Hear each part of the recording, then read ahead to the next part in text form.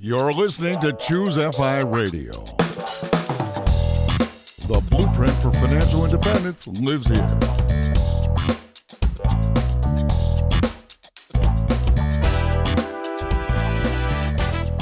If you're looking to unlock the secrets to financial independence and early retirement, you're in the right place. Stay tuned and join a community of like-minded people who are getting off the hamster wheel and taking control of their lives in the pursuit of financial independence. ChooseFI, your home for financial independence online.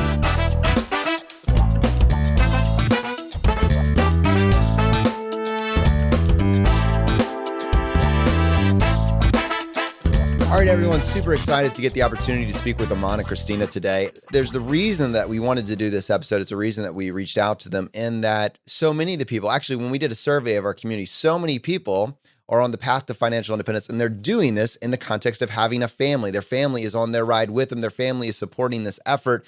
And I think many times when you look to the people that you've seen that have done it, there's this caricature that this is just for maybe single individuals or individuals that didn't have these other quote unquote restraints, right? And I think it just requires a reframe. And even more than that, it requires knowing that there are other individuals that have trailblazed this, that have done this. You're not alone. This is doable. It's replicable. But it may look slightly different. There may be other considerations that you need to think about. And so if we can find individuals that have done this, what can we pull from their story? What can we incorporate into our own life to see those similar results? Amana and Christina have an incredible story. They just recently quit their federal jobs, retired to Portugal with their 2 daughters. This is a family that has embraced geo-arbitrage. They embraced frugality, house hacking, just all these incredible tips. And they can bring some of those unique tips to our audience to share with us so that you can take action on them. Very excited to see where this conversation goes. And to help me with this, I have my co-host Brad here with me today. How you doing, buddy? Hey, Jonathan, I am doing quite well. And yeah, you certainly covered the full gamut there. We don't even need to record. No, we really don't. No, this is a remarkable story. And FI is for families. There's that caricature that this is for single people in their 20s, and that is absurd. And I think Amana and Christina are going to show how they've done this so effectively. And personally and selfishly, I am so endlessly curious about their move to Portugal. Lisbon is a place that my wife Laura and I have earmarked as, hey, maybe that's a possible future life plan. It's interesting that that is the spot that they picked. Selfishly, I cannot wait to dive into this. So with that, Amana and Christina, welcome to the podcast. Hey, guys. Hi, thanks so much for having us. That was such a beautiful intro. You are welcome. We're really happy to be here, though. Yeah, absolutely. Well, this is exciting. So I wanted to start with your story, and in particular, you're on the path to financial independence and you're doing this with a family, but financial independence is, this metric that you've hit, but it doesn't start there. And since you're doing this as a family, at what point did you realize that this was a goal for your family? That's really what I'm curious about. Well, it goes back to an experience that I had at work. This was about 8 years ago. I was at work and I had received an award for my length of service with the federal government. It was the 10-year certificate. And at this ceremony, there was another individual that had gotten an award for 40 years of service. It was a turning point for me because when I had received my award, they handed it to me like it wasn't a big deal. I mean, it paled in comparison to someone that had been there for 40 years. And I just remember thinking to myself, I can't be here for another 40 years. I don't want a piece of paper to represent my life. And what if it had been a watch? Would this story have been entirely different? It could have been a brand new Tesla. It would not have been worth it because I felt like I was giving up so much of my life in my cubicle. And so I came home and me and Christina really started to talk about this idea of retiring early, of taking control of our life. And that was the turning point. Wow. So that was 8 years ago. That really predates much of the modern FI movement. How did you guys have the mental wherewithal to even think about retiring early at that point?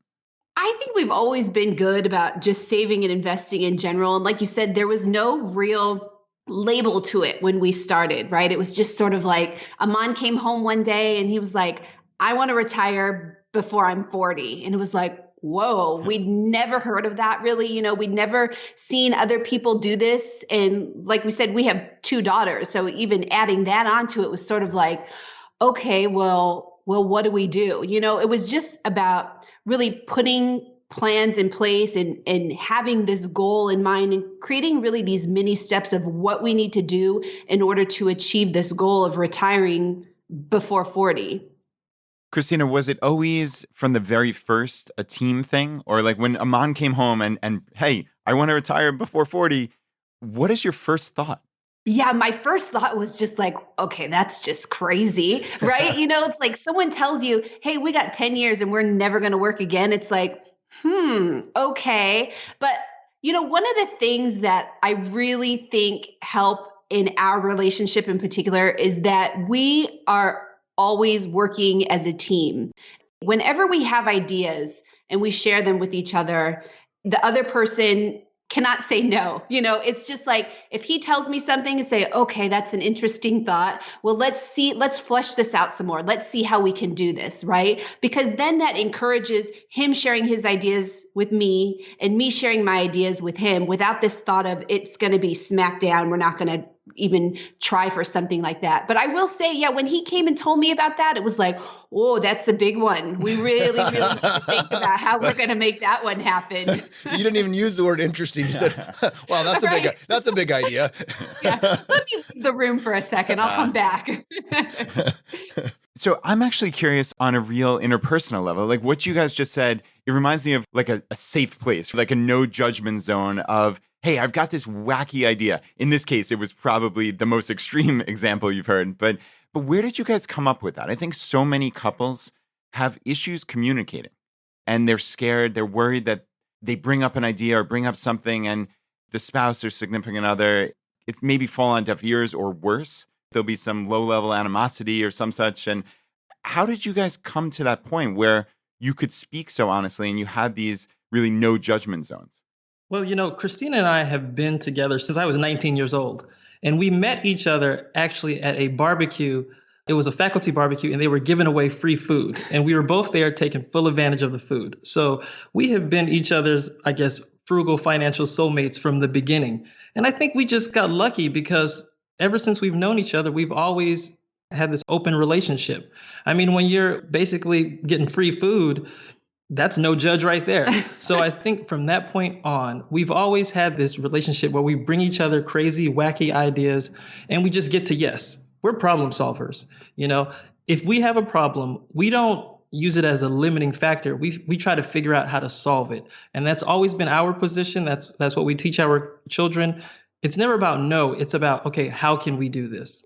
And I think what helps too is that we were like that at the very beginning of our relationship too. And so when you're like that and you see the outcome of being this couple that's let's get to yes, and then it actually working and then being able to create this almost snowball thing where it's like, let's just brainstorm, let's just throw out these ideas and let's make these things happen. Once you have that as your core rule as a couple, then you just continue to do it and you see the success from that. And so for us, it's like, that's just how we are. That's what made us. And that's what continues to allow us to thrive as a couple. So I actually want to go back. So your journey spans about a decade, right? From this big idea to the point that you're right now is just about a decade in time. And I want to start with the fact that one of the things that's very interesting to me is your journey to financial independence on the income side of the equation happened on what I think most people would consider a average salary. I believe Aman, as a federal worker, this was not one of those jobs where you're making several $100,000 a year. I think you were making like 60, 70,000, somewhere in that range. Christina, I think you were in school for actually a pretty decent percentage of this. So this is a family that is making, a good income, a solid income, one that you have bandwidth, but not one of these mega incomes that you hear about where someone could just write off your story as being for the ultra wealthy, right? And so I'm curious, when you have this big idea and you have this income that you have, what did that plan, that problem solving, let's get to yes, how to make this work, what strategies were you formulating? The solution to creating more income was to leverage what we had and tap into real estate. Because we couldn't work more hours at our jobs, so we had to figure out other forms of income. So one of the things that we were looking at to be able to retire early was that we started focusing on real estate and bringing in rental income. So the first thing we put together was this idea of living in a home, flipping it, and moving to the next home, this idea of living and flipping, and then using that money to be able to eventually retire off of. So that's where we started.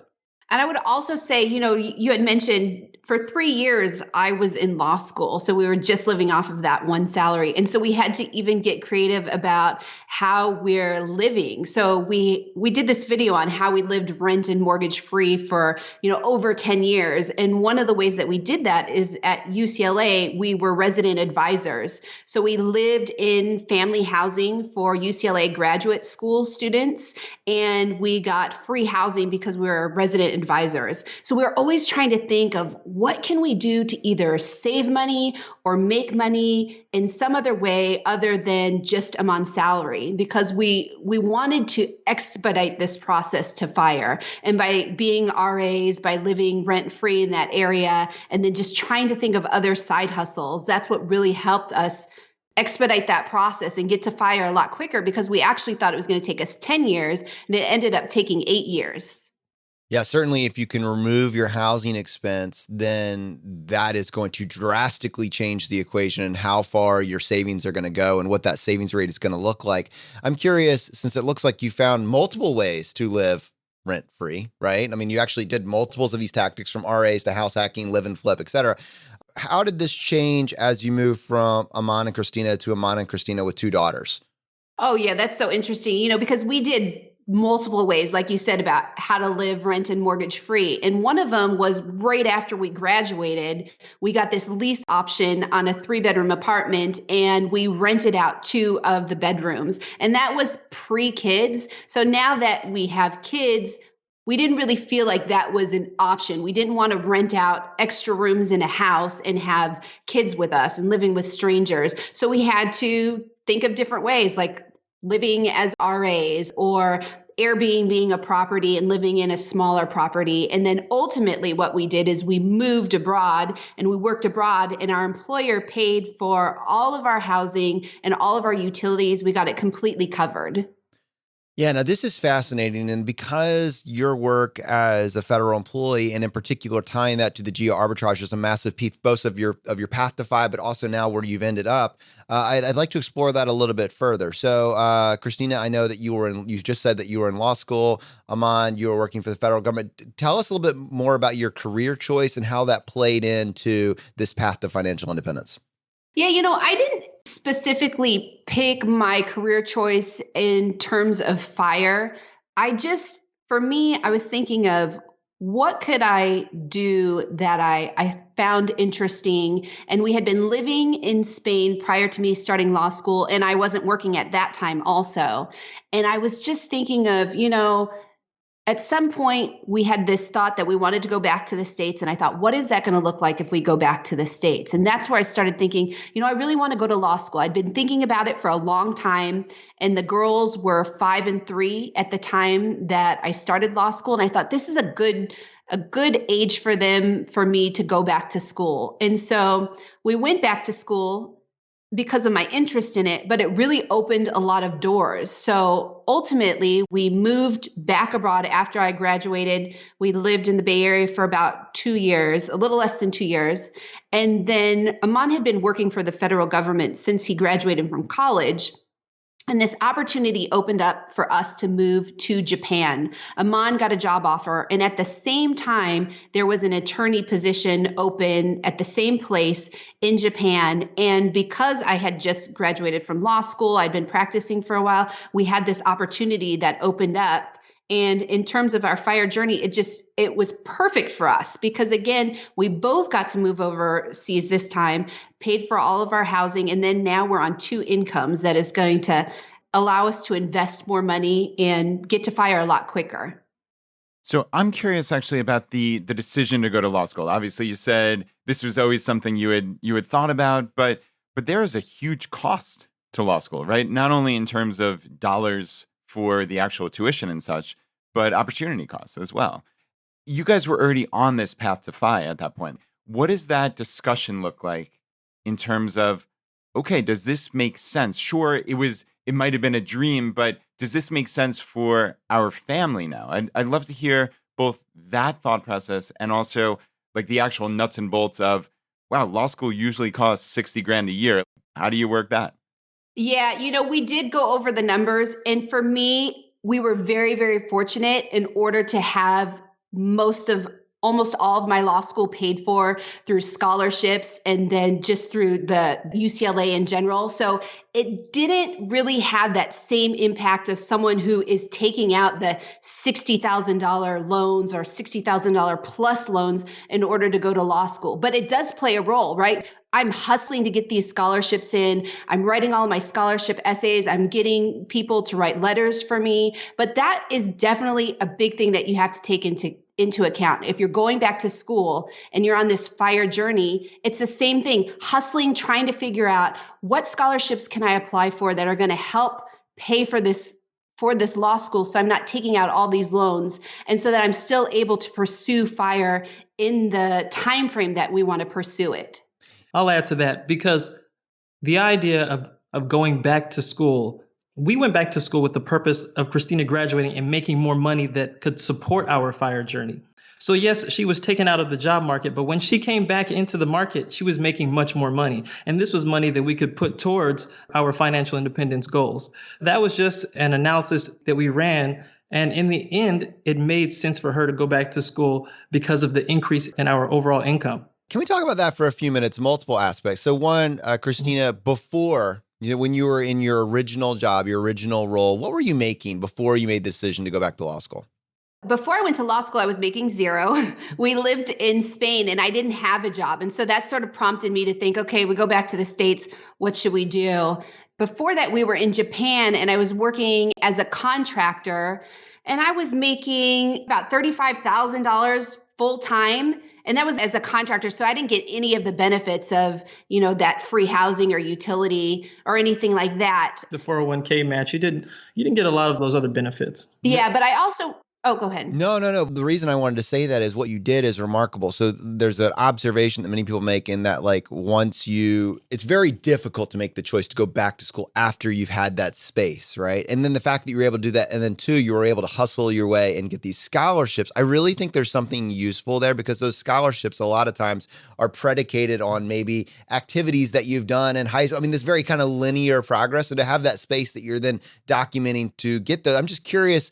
Mechanically, you have this space between your undergrad degree, you've been out of the workforce for a period of time, and now you're saying, I want to go back to school. And on top of that, I'm not just going to pay whatever the sticker price is. I'm going to look for a way to get that, some of that covered via scholarships. And you said UCLA. How did you formulate that package? I mean, to use this word, at a granular level, day one, you're making the choice to go back. You've done the ROI analysis and you make the decision. Yes, this is 3 years of my life, but I'm going to go from, I'm not making anything now. I was making 35 before. What would it look like for me to make double that? It's probably going to be this path. I understand the logic on that end. You're looking for a way to get this covered. It sounds like you did that successfully. How did you put this plan together? Well, for law school, you have to take the LSAT. So if you get a high score, you can get performance-based scholarships based off of that. So my goal when I was in Spain, I studied tremendously for the LSAT. I didn't take any extra courses that would help me, but it was like buying all these books and understanding how the LSAT test was how it was going to look so that I could get the best score on the LSAT that I could. And so that definitely helped. But then also in terms of just performance, for law school, I had taken about, maybe 10 years of break from going from grad school, taking a long break, and then going to law school. And law schools actually look at people who have taken a long break and developed personally and socially. They actually like those things because it shows that you're going back with a purpose versus someone who just graduates from undergrad and goes straight into law school. So I had the advantage of being an older student. I also had the advantage, there's a lot of scholarships that are keyed towards particular individuals. So being an older student, being a woman, being a minority, there's all these different areas that I focused on in addition to having a really high LSAT score. So getting into UCLA is like one of the top, I don't know what it's ranked right now, maybe top 15 law schools in the entire nation. And being an early decision for that, I found out in I think even November or December that I'd gotten in, where people usually don't find out until several months later. So that really helped me formulate my plan, get all of my scholarships in order to understand that, yes, I got into UCLA. Yes, I have the money to fund this, and this is something that we can achieve. Yeah, and we're always looking for these actionable tips and points of leverage how the community can hear something. And someone out there undoubtedly is thinking about law school. And just hearing that about the LSAT. So now you're the second person who's told me this, that the LSAT counts dramatically more in terms of getting scholarships for law school. So if you have an LSAT score so I guess it's out of 180, right? So if you're in the 170 plus range, which obviously is very difficult, but like, to your point, if that's where you spend your time, if you understand the test, if you can increase your score just those couple of points, maybe you could get into a top 5 or 10 law school. But it's so competitive, and those law schools want to get their rankings higher. So you're going to be able to get almost a full ride, at least from what I've heard, from the top, 25 or 50 law schools, pretty much to a T. Again, you're the second person telling me this. So I'm curious, does that jive with what you've seen in your own experience, where those couple of points and spending that time, right? We're looking for leverage. Does it make sense if you're in the 165 range to spend dozens of hours to maybe get above that magical number? Oh, absolutely. I mean, I think your LSAT is so incredibly important. I mean, there's other things that are important as well, but the LSAT is something that can be compared across all applicants, right? So it's so important to put the time into your LSAT. And then for us too, it was like we were living in Spain. And so the idea of getting the highest LSAT score that you can get in order to get into the school that you want to go to, and to find out early ahead of time. Like I said, we found out in like November or December, shortly after I applied, that I got into UCLA, and we could really work our lives around coming from Spain and have all that time to determine what our lives are going to be like at UCLA. So that's another benefit of not only just scholarships, but really being able to prepare your life in law school and what it's going to look like, because you have several months in order to make arrangements to make this big move for law school. So one of the interesting things when I think about your story is that you've reached financial independence, and I know you're living in Portugal. We'll come back to that now, but in terms of like where you live, that's kind of a big factor in terms of calculating how much you need, and as an extension, what your number is going to be. One of the interesting things to me is that when you calculate your financial independence number, you're calculating that based on your cost of living in the Bay Area. And as we know, that is an incredibly expensive place to live, and that is going to affect this number. So I'm just curious, as we start to think about this latter end of your journey where you're kind of, you're living this out and you're making the choice, are we going to do this here? We're going to go abroad. Like, tell us a little bit about this pursuing financial independence in this more expensive cost of living area.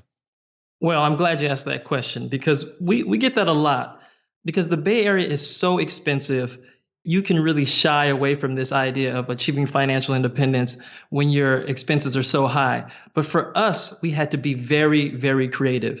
And I'll give you an example. When we were looking at real estate in the Bay Area, we were looking in 2013, and the market was very hot in 2013. It was very competitive. It was hard to find a home. You would get into these bidding wars with people. So we had to come up with a different way of approaching our house buying process.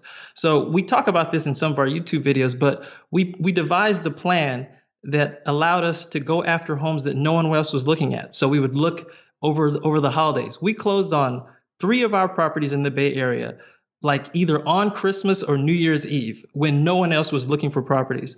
We employed strategies like that. And then once we found a property, we would DIY and do the renovations ourselves, because it was out of the question to try to hire a contractor in the San Francisco Bay Area to help us with any of our live and flips. So we did all the work ourselves, and we found materials at dirt cheap prices. We have this video where we renovated our entire kitchen for about $1,000. We knew we had this problem in front of us. How are we going to renovate our kitchen and save money? And we just came up with a solution. So before you started a YouTube channel, you were leaning on YouTube to get some of these questions answered, I bet. How do I do this? Yes. Yeah. In fact, it's funny you say that, because I just had a friend reach out to me. He said, this contractor wants to charge me all this money to install ceiling fans. I said, why would you have a contractor do that? You can do that yourself.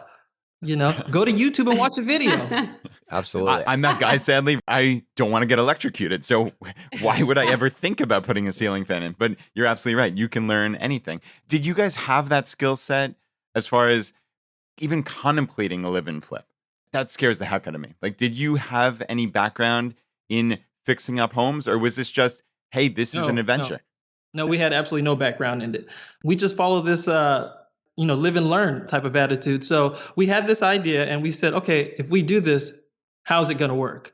Christina is really great at making out plans. So she devised literally a step-by-step plan on how we could live in this home and flip it at the same time. And we just followed that plan. Things that we couldn't do ourselves, of course, we subcontracted out. But whatever we could do ourselves to save money, we did.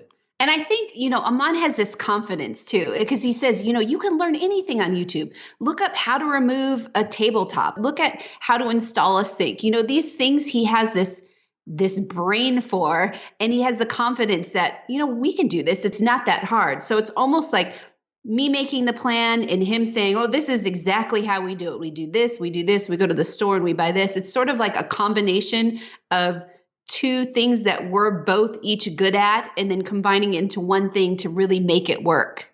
I love that. It sounds like such an amazing team. This is really more than a team though, right? This is a family. You have 2 young daughters, and I'd love to hear what they think about this live-in flip scenario. Do people look at you and say, oh, how can you do that with 2 young kids? To me, this sounds like an adventure, but I'm sure you get some pushback. Yeah, we haven't had any pushback in terms of the flips. I actually love doing the flips and bringing the girls in and them being able to see this process. I think more as a woman, I love showing our girls this because, not to get on a tangent or anything, but typically people think that doing construction or working on a home is more for the male side. And it could be the same thing for even investing.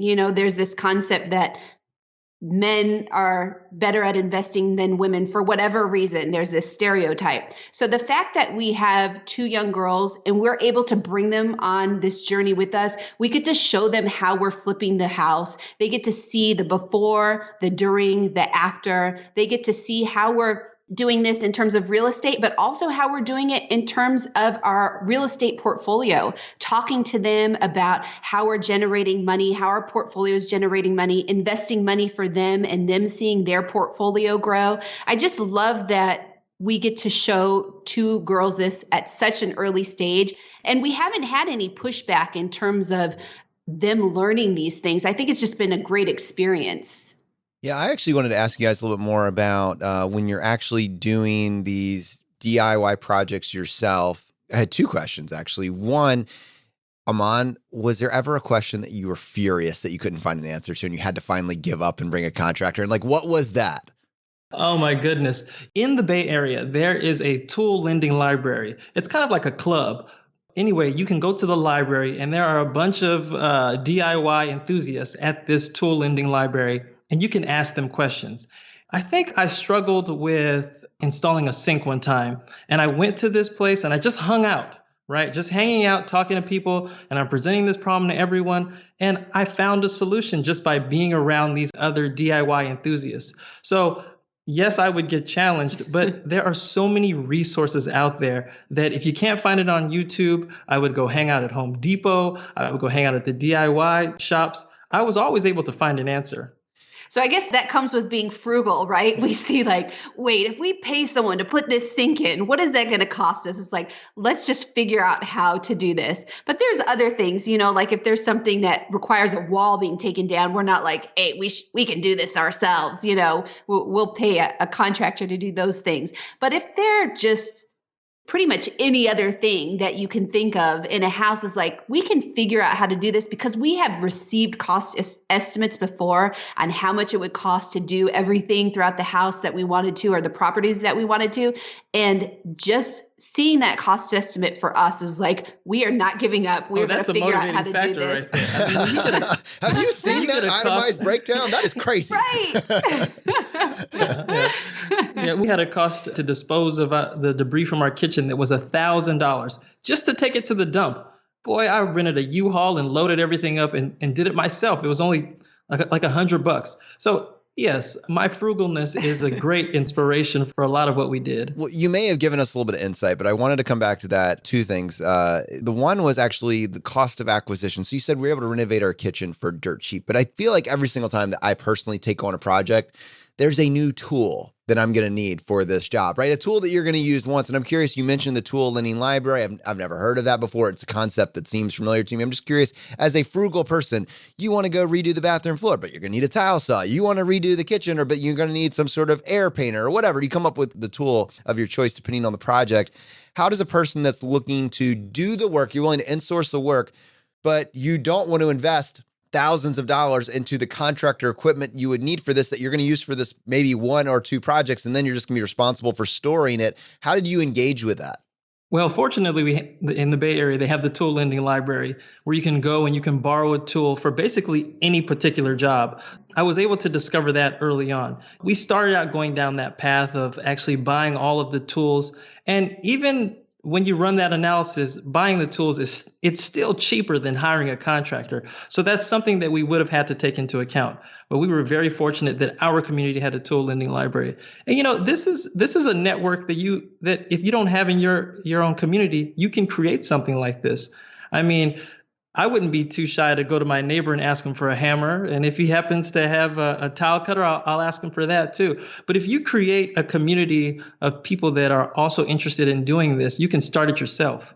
Well, I will be clear too. We did own hammers, but this tool lending library had like all these major tools. Like you said, like if you only use them once, you don't want to go out and buy this brand new tool that you use once. But we were so fortunate that they had all these major tools at the library that we went to, and they had several of them. So we weren't sitting around waiting for someone to return something in order to get it. But there's also several sites, like you can go to Craigslist. There's this site called freecycle.org where you can get free things from people in the community. There's all these avenues that you don't have to buy. Even if you don't have a tool lending library like we did, you don't have to buy something brand new. And a lot of times if people buy something just to use once, they might rent it out or they might sell it at a loss in order to just get rid of it and recoup some of that money. So it's really just thinking creatively as to how you can work on this project and save money on the cost of tools. Yeah, this is cool. I'd never heard of these tool lending libraries before, but I just Googled it while we were talking about it. And do we have one here in Richmond? We actually do. Yeah. So, of course, yeah, it's amazing. Jonathan's going to live there now at this point. It's also a great place you can go ask questions, I bet, too, right? No, you certainly could. But yeah, it looks like there's a website, localtools.org, that has an entire map of the world here of these tool lending libraries. And yeah, we've got a RVA tool library for Richmond. So yeah, very, very cool. That is so cool. Thank you, guys. Yeah, great. Thank you. So your travels, both through work and through your own personal adventures, have taken you all over the world, and you've been to Spain, Italy, Portugal, France, Singapore, Thailand, Japan, maybe more.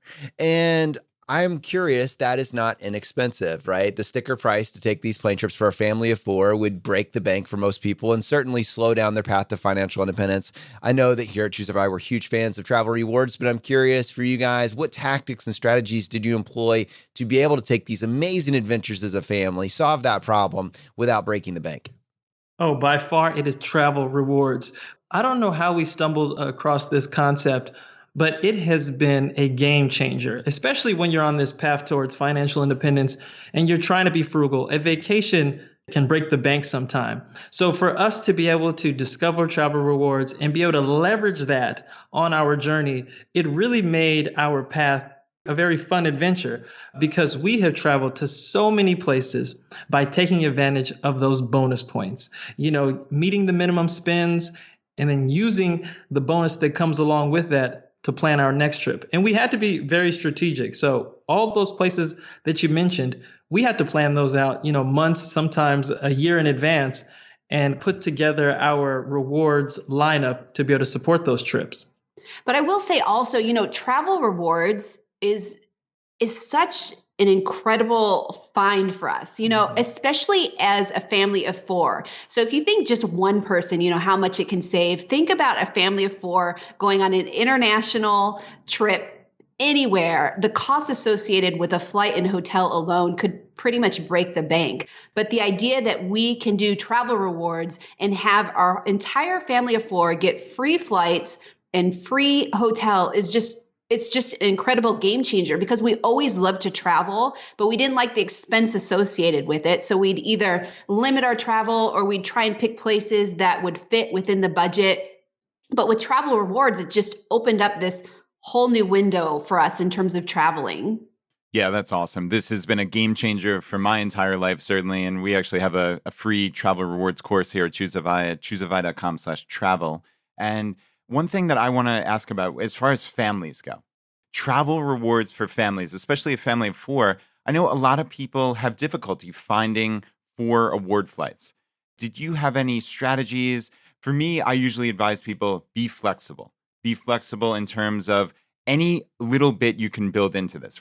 If you want to be flexible with timing, that's usually the biggest aspect.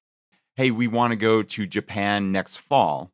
Well, that's a whole heck of a lot easier than we need to go to Japan on October 10th and come home on the 17th.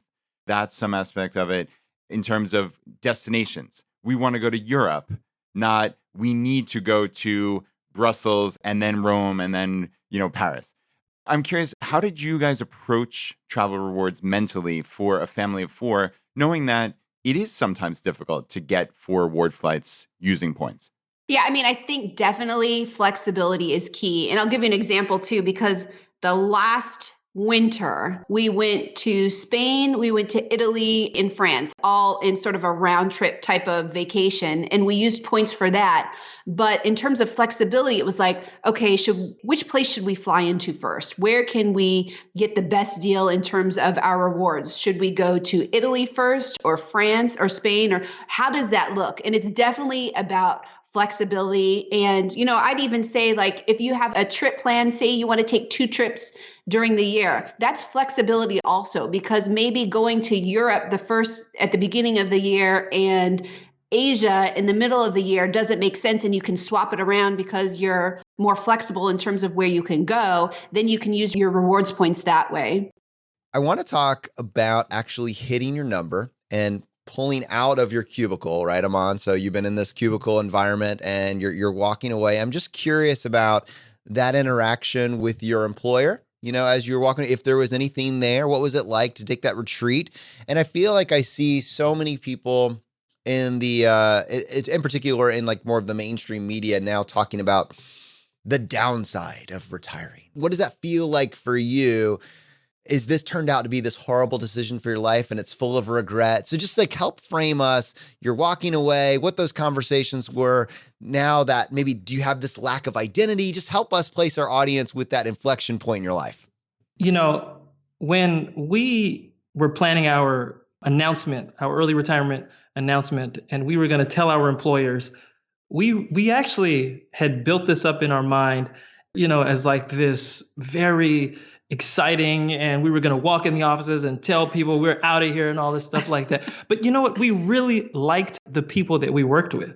So we didn't go into work with this idea that we were going to tell them off and leave in a blaze of glory. We felt really bad going into work because we liked the people there and we believed in what we did. But our lives were more than just our federal jobs. I mean, we were foregoing a lot of things that we like to do as far as our passion projects.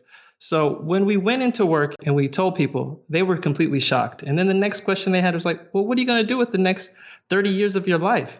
For me, I think that was a very odd question because it was almost like they were saying that this job was supposed to define the next 30 years of my life. But the next 30 years of my life, what I'm going to do next is redefine it. We're going to define it on our own terms. And so moving to Portugal, that's all a part of this new journey that we're on. We're redefining our lives. We are starting a brand new journey. Aman, I love the quote, our lives were more than our jobs. Isn't that astounding that you come in, you've done this remarkable thing. I mean, people aren't asking you, how did you do it? How can I follow? How can I do something similar? The question is, what the heck are you going to do with your life? Right? You're not going to get your 40-year certificate, Aman. Right. Yeah, come on. Life goals, right? Well, I think it has to go back to the idea that fire is so unique that not a lot of people have heard about it. I mean, more people are hearing about it, but when you tell someone, hey, I'm 39 years old and I'm never going to work another day in my life, people are like, well, what are you going to do? Like, it's sort of, like I said, at the very beginning, when we started talking, when Aman told me he wanted to retire at 40, it was like, oh, this is bizarre, but let's see how we can do it. But other people who have never heard of FIRE, that haven't worked out all the steps in order to achieve financial independence and retire early, they just stop at the, oh, that's bizarre. They don't go any further. It's just like, you're not going to have anything else to do for the rest of your life, you know? But part of FIRE is really understanding how you can achieve FIRE, how your investments can support you in early retirement, and also considering what are the things that you're going to do in early retirement. Like, our goal wasn't just to retire early and like sleep on the couch all day and, you know, eat ding dongs or whatever. They don't even have ding dongs. I was actually going to ask, what is a ding dong? Can we get a visual representation here? Corn curls, cheese puffs, Cheetos? What are we talking about?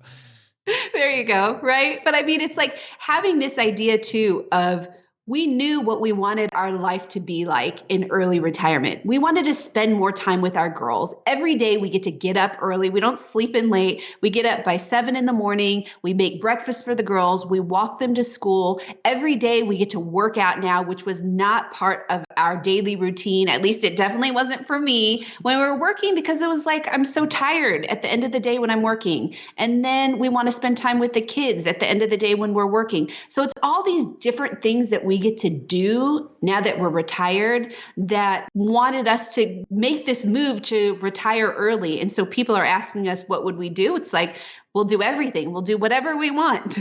Yeah, I mean, you have the entire world, right? And you have financial resources. It's so absurdly limiting that people wonder, what are you going to do with your time?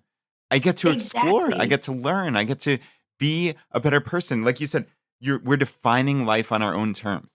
What a great quote that is. And I think the counterpoint is, and this is what I feel like I see an aspect of this in my own life. I wouldn't be surprised if you say this, but you get just a little bit of space and you're like, how did I ever have time for a 9-to-5? Oh my goodness. That is the truth.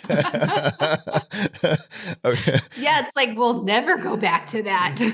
Let's talk about where you guys landed. So you hit your FI number in terms of what it would cost you to stay in the Bay Area, but you landed in Portugal. And we just talked about all these places that you traveled to. Why Portugal? Why is that where your current landing pad is? Oh, well, Portugal, it just kept coming back up. So when we talk about our financial independence number, we had set it for the cost of living in the highest location that we were considering, which was the San Francisco Bay Area. So while we were on this journey, we were going through all these different locations that we could retire to early. Like when we hit Thailand, we're like, oh, we could retire now in Thailand. But no, let's stay focused. We want to set it for the highest point so that when we do retire, we're not stuck at maybe the lowest point location that our FIRE number was based off of.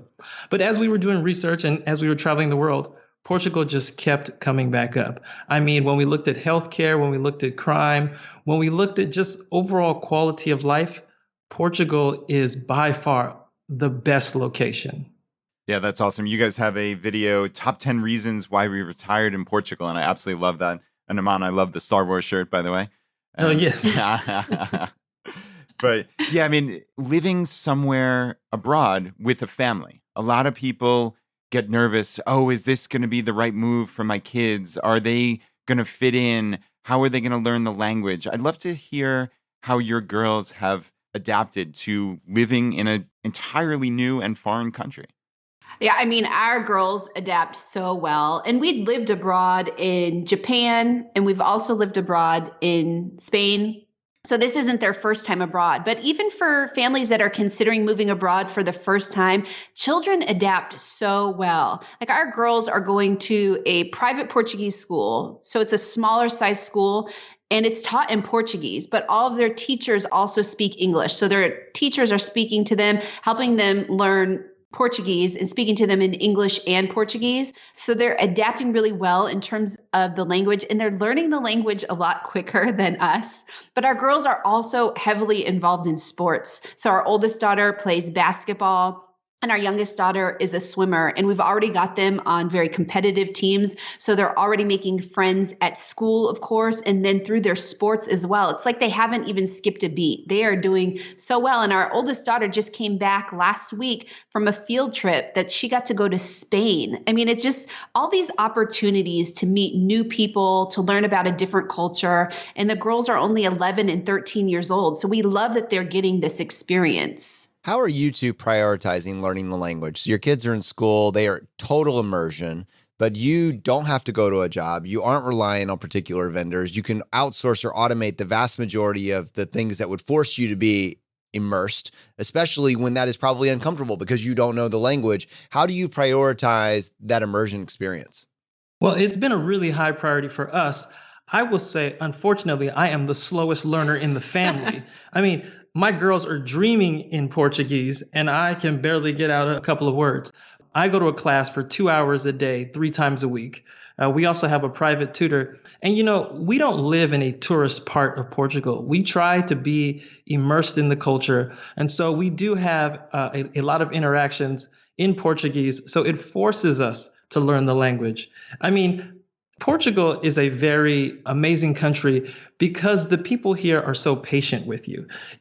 They will work with you. If you're just trying, they will help you out. And we've gotten in situations where we are stuck and there would be someone that we're not even dealing with. It will be someone off to the side that speaks English as well. And they'll come over and help us in the situation and say, you know what, let me be your translator. Let me help you set up your cell phone or get through this particular issue. So learning the language in Portugal, we couldn't have picked a better country to learn it. Unfortunately, Portuguese is really hard, but we'll get there. I mean, it is hard, but I'll give you an example. We went to go get coffee the other day and we're like, we're going to do this in Portuguese, no English. And we went in there and we ordered it in Portuguese. And then we didn't have enough sugar. So Aman said, I got to ask if they have more sugar. And so the way he said it, though, was, I have more sugar. And she got it. She's like, yeah, here's some more sugar. And then she spoke English too. So he said, how did I do? And she said, well, you're supposed to say, do you have more sugar? Not I have more sugar. And she told us how to say it. And it's just trial and error. It's just making sure that we practice. I love this. And let me just tell you, in terms of, you said, this idea of financial independence or retire early, not a lot of people have even heard about it. You guys are doing a massive effort to actually spread this idea. I want to talk about your YouTube channel just for a second here. Our Rich Journey, the stated goal of your channel to document the unique ways that you as a couple and your family, that you save, you make, and invest money. And within a year of starting your channel, over 50,000 people have subscribed to your channel. And that was when I originally heard about you guys and was starting to check it out. Since then, in the last 2 months, that has been doubled. I think you have over 100,000 subscribers on your YouTube channel. Well past 2 million views at this point on YouTube. It's incredible. And I think at its core, it's because you're authentic. You're actually living this out. And I think if you go back to the beginning of your story where you guys came together, you had this big idea, you had this plan, and you're like, it's a big idea. I got to go in the other room. But after you get a chance to think about it, you start formulating it. And once you formulate that and then it actually works, I think this is the thing. You guys reach financial independence and now you're talking about how you did it. And why would you not do that? This is incredible. Nobody else that has done this. You created a plan and it worked. It would be criminal not to tell everybody that personally and anybody that's interested about it. I love what you're doing with the channel. I think our audience is going to love this as well. What's been the most surprising part about having this channel to share your story? And yeah, just give our audience a little sense about what you guys are doing at Our Rich Journey. Oh gosh, I think the most surprising part is probably how well it's taken. Like you said, to have over 100,000 subscribers to us is just like, wow, something about our story is really resonating with people. But what we really like also is the interaction that we get. We live here in Lisbon and people are reaching out to us saying, hey, we're going to be in Lisbon next week. Do you want to meet up with us? We're meeting up with someone tomorrow. We're meeting up with someone else next week. And it's all because of having this channel. People that we wouldn't ever get to communicate with, we're able to do this because we've created this channel. Yeah. And this is happening often. We are running into people in the streets that are from all over the world. Just the other day, we ran into someone from Germany and he's like, I watch your channel and now I'm saving 50% of my income. And we were just like, wow, this guy was 24 years old and he was in the military. And we were just amazed. People, I think it's something about visual learning. When people can see you doing something and see that example on a screen, I think it resonates with people. And so people that are watching our journey, they see us open up our bank accounts. They see how we invest. They see how we renovate homes. It really resonates with people. And they think to themselves, if those two can do it, I can do it. Awesome. Well, I tell you, I'm inspired by you guys. I hope that everybody listening to this goes and subscribes to your channel. I think it's well worth their time. And while on most shows, that would be the end of the episode, Amana and Christina, on this show, we would love to give you the chance to tackle the hot seat. Are you ready for this? We're ready. Oh, yes. The infamous hot seat. Infamous hot seat. In a world drowning in debt and rampant consumption, trapped by the chains of lifestyle inflation, these questions highlight the secrets of those who have broken free. Welcome to the ChooseFI hot seat.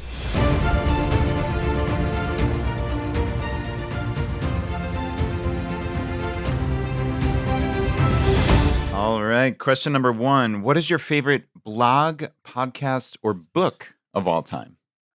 I think our favorite podcast of all time, other than you guys' podcast, is definitely Planet Money. We love the stories that they have on Planet Money. You know, it's a fun way of talking about money. It's interesting, and I just get a kick out of it. Actually, I believe I was listening to a Planet Money. It was an economics episode, and it was talking about how septic systems in a Middle Eastern country had transformed. It was really beyond. Yeah, sometimes Planet Money has some very interesting, very interesting episodes. I occasionally check it. All right, Jonathan, down a rabbit hole. Yep, sorry. This is why we can't have linear conversations. Okay, question number 2: an inflection point in your life that was especially memorable or meaningful. Oh, that's a good one. I think the most meaningful thing that we did was the first time we decided to move abroad and to live and work abroad. So that was in Spain. That was before we even had kids. But I think at that point, it really opened the door. And like I said, we talk about these points in our lives where we could have just said, no, we're not going to do something, or yeah, let's go ahead and see where this takes us. And by moving abroad to Spain, it opened so many more doors. We lived in Japan, and then we ultimately decided we could live in Portugal because we've already lived abroad and had that experience. Do you think Portugal is your forever home? Like, do you guys have a timeline for how long you anticipate being there? I think that it is our forever home, although that's with a caveat. So I think there may be a time where we go back to the States for maybe 4 years, and it's so contingent on our girls, because if they decide that they want to go back and they want to go to college in the States, for example, like our oldest one is talking about, she wants to go to Stanford, which if she goes there, if our younger daughter also goes to school in California, then we might decide to go back to the States for a couple of years and be closer to them, and then I'll travel back to Portugal again. But that again goes back to that point of choosing a FI at a FIRE number at a place that you can live. And ultimately, if the girls go back to the States and go back to California, we're not limited because we decided to choose a FIRE number based off of living in the Bay Area. Yeah, that gives you so much flexibility, right? I mean, you quite literally picked one of the most expensive places in the entire world as to base your FI number off of. So you have this flexibility, right? I mean, I can only imagine the fraction of the amount you're spending in Portugal as opposed to the Bay Area. So, well, wait, even more than that, Brad. I mean, just for our audience who may not have made that connection, if you have a FI number that's based on one thing and you're roughly considering this 4% safe withdrawal rate, and then you end up in a place that requires a fraction of that, I mean, that dramatically changes the numbers at this inflection point where you might then go back to this higher cost of living area. So your safe withdrawal rate currently, I'm just curious, like, are you using a 4% safe withdrawal rate currently? Like, what are you doing? No, we're under 4%, which is great because, you know, the more that can stay in our investment accounts and grow, and the greater the likelihood that we're never going to run out of money, right? Because the Trinity study is where this 4% rule is, where everyone talks about this 4% rule. And the idea is that if you draw 4% from your investment portfolio, for example, you'll have a strong likelihood of never running out of money. But if you're able to draw even less than 4%, that likelihood of running out of money becomes, I mean, it's even stronger for us in terms of never being able to run out of money because we're drawing less than that 4%. So living in Portugal is great for us. And at the same time, we could always go back to California and live there as well. I'm so glad, Christina, that you actually took a second to explain 4% rule, so we're not just dropping jargon on people. But for individuals that want more of that, an episode, I believe, we just checked, episode 35 of our podcast, we talked with Big Earn from Early Retirement Now. We did a deep dive in that. And to add just an extra tidbit onto that Trinity study, It's kind of interesting. So when we talk about the Trinity study is looking at whether or not you're going to run out of money over like a 30-year period of time. But regardless of that, they're looking at failure or success, right? But the crazy thing is like picking this absolute number to rely on, like it's either you run out of money or the other alternative is you end up with double or triple what you need at the end. It's something absurd. These tiny little things that happen, can send these two numbers in drastically different directions. If you are able to control your expenses in any way due to geo-arbitrage or being able to scale down and up, if you can affect these first few years, these first 5 years of drawing down in any significant way by taking out less than you really need, it's actually insane what that does to your future net worth projections. So I tell you what, that did not do it justice in terms of really explaining for people what they need to understand. If you want to understand more about safe withdrawal rates, go listen to episode 35 of the podcast for more. And I think you guys have a episode possibly on that as well that we can link up in the show notes for additional information. All right, let's move on to question number 3, your favorite life hack.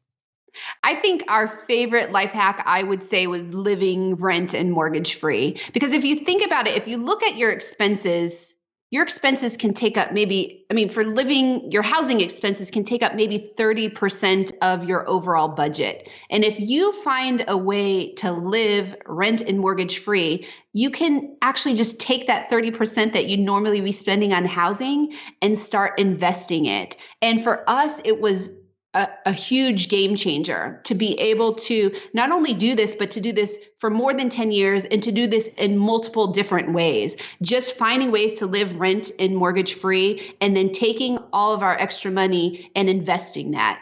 That's amazing. So it was 10 plus years that you lived rent and mortgage free. Yeah. Yes. And they were all different ways too. I mean, we talked about earlier about this idea having kids, and there's some things that we did earlier in terms of living rent and mortgage free, like getting roommates to pay for our housing that we wouldn't necessarily do at this stage in our lives. But we did all different types of things, and you can do it as a family or you can do it as a couple or a single individual. But there's all these different ways to create this savings that you can then use to invest, because that's what it's all about. FIRE is about finding ways to save more money and finding ways to make more money. And when you can make huge drastic cuts in your expenses or in your budget, that only helps to get you towards FIRE a lot quicker. Yeah, and what I love about your story in terms of the earn more and make more, just relatable for people, like you're not limited to just one. Like you guys first, when you started out, it was all about slashing your expenses, and you kind of had this just slightly above median income. And then towards the end, all these investments that you made, recognizing you're not just limited to spend less, you're talking about making more. This decision to go back to college, it didn't pay off right away, but at some point you guys were able to crack that 6-figure income mark for that last few years of your journey. And you were able to also impact the earn more side. You don't have to just pick one. You're not locked into one strategy. You can take a balanced approach, and where you are at this snapshot, this moment in time is not where you're going to be 5 years from now, 8 years from now, if you're paying attention and you're building a plan for it. So I think your story really encapsulates the heart of that. All right. Question number 4, your biggest financial mistake. Oh my goodness. It had to be our BMW X5. It's a BMW SUV. Buying that was definitely our biggest mistake. And this was before we got intentional about financial independence, and we had a little bit of money, and so we wanted to showcase that, and it was just a bad thing. Not only was the car expensive, but the maintenance was also expensive. I mean, an oil change was like $150. New tires were like $1,000. It was just a snowball of bad decisions buying that car. This episode brought to you by Honda Civic. Honda Civic, it's where it's at. All right, question number 5, the advice you would give your younger self. Create your goals.